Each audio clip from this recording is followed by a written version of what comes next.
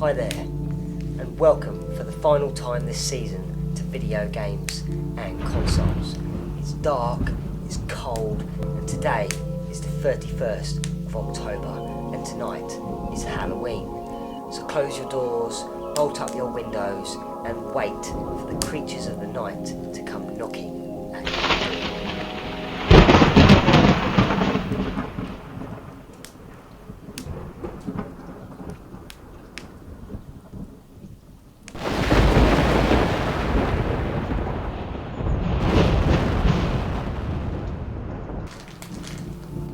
Tonight I've decided to play Silent Hill 2, which was released in 2001 on the PlayStation 2, Xbox and later on the PC.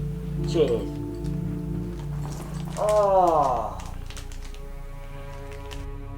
The Silent Hill series of games are chilling and disturbing and perfectly fit the criteria of a survival horror. Silent Hill is a small town located on the cusp of Toluca Lake. During gameplay, the town is completely silent, empty, and filled with fog. And it's so silent, you could even hear a squirrel fart. Oi! The silence is so creepy, it makes you want to turn around to see what lurks behind you every second. And you never know when those monsters might be behind you. I've chosen Silent Hill 2 as I have found it to be the scariest in the series so far, and it has a brand new story and does not have any direct link to the first game, so technically you won't have missed anything even though I'm reviewing Silent Hill 2. Well, let's dive into the fog and have a look. I've got the dentist on Thursday. Excellent.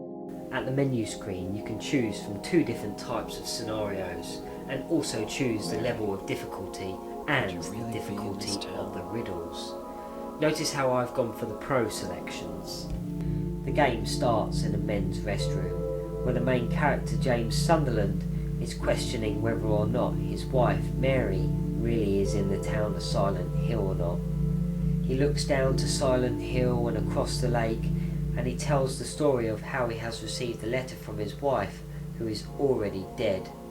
And it reads, "In my restless dreams I see that town, Silent Hill.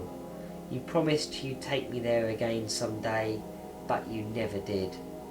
Well, I'm alone there now, in our special place, waiting for you." Oh, Hammy!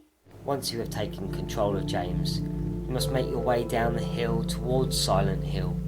You'll encounter a wishing well, which is an early save point before you enter a graveyard.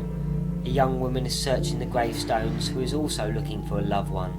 She warns James not to enter Silent Hill, but he is undeterred and parts company with the woman. The journey to Silent Hill is very eerie and creepy. There are certain points where it sounds like something or someone is following you. It's almost a relief when you finally do reach the town. Well, I don't know about you, but personally, I think this guy's crazy. And come on, wouldn't you take a gun with you? So the adventure starts here. At first glance, you have pretty much no clue in what you're supposed to do, other than search for Mary, which will take you a very long time. Your first encounter with anything will be the monsters, which will happen pretty much straight away.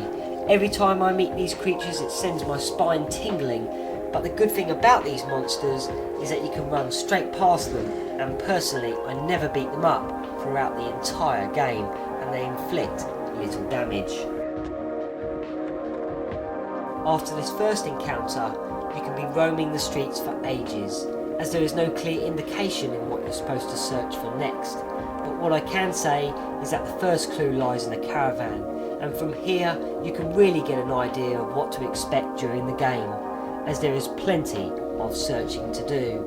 Through tons of rooms, corridors, stairwells, gardens, roads and all sorts of buildings, all of which are filled with scary monsters, eerie sounds, darkness and scary scenes.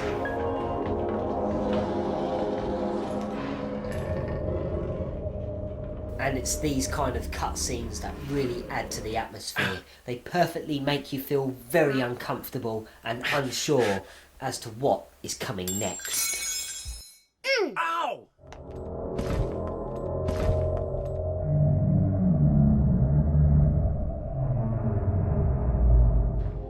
Well, what else can I say about the game? There are many items you can pick up, from bullets to health bottles, which are actually rather hard to find with all the fog and poorly lit rooms, so you can waste many hours upon searching for these extras, and it can send you crazy if you miss anything important such as a map, key or a piece to a puzzle.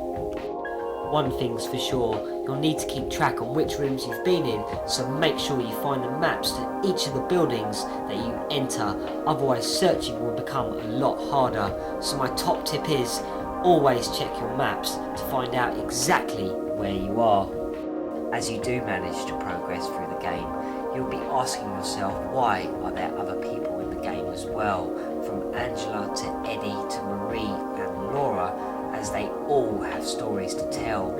Several are searching for loved ones and others have run away for reasons you're not sure about until later, as the characters change their emotions throughout the game, mainly to do with what has happened in their lives in the past, including James's himself, as Silent Hill seems to be a place for punishing yourself, especially in James's case.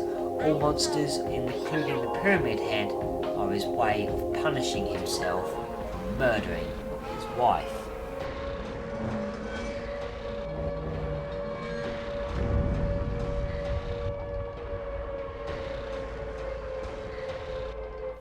So if there is any game that you fancy playing tonight for this Halloween, or any other night you decide to have a fright night, then this game has got to be in your top 5, as this game has scared me endlessly, not so much for the monsters, but for the atmosphere, from the scary fog to the darkly lit rooms. You never know what's quite round the corner, or what lies behind each and every door. Well, this ends the review on Silent Hill 2, and also marks the end of Season 1 of video games and consoles, and Season 2 will return around Christmas time. Well, I really hope you'll have a fun and safe Halloween. I'm off to a Halloween party this evening, so maybe you'll see me, or maybe you won't.